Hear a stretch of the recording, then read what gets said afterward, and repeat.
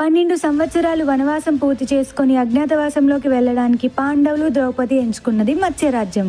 దాన్ని పాలించేది విరాట మహారాజు, అతని భార్య మహారాణి సుధీష్ణ. ఈ మహారాణి సోదరుడు 1000 ఏనుగుల బలం ఉన్న కీచకుడు.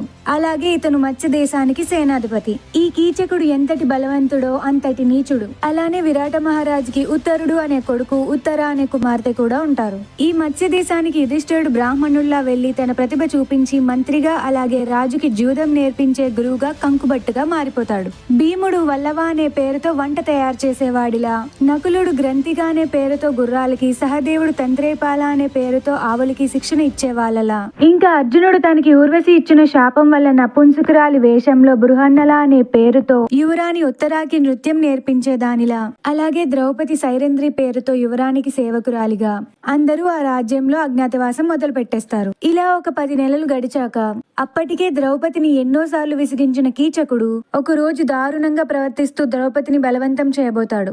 ఈ విషయం తెలిసిన భీముడు ఆవేశంగా వెళ్లి అంతటి బలవంతుడైన కీచకుడిని కూడా నలిపి పడేస్తాడు. కీచకుడి మరణ వార్త హస్తినాపురంలో ఉన్న దుర్యోధనుడి దాకా వెళ్తుంది. వెంటనే శకునికి అనుమానం వస్తుంది, పాండవులు అక్కడే ఉండి ఉంటారు అని. మరి కౌరవులు ఏం చేశారో, పాండవులు అజ్ఞాతవాసంలో దొరికిపోయారో లేదో తెలియాలి అంటే ఫాలో ఫర్ నెక్స్ట్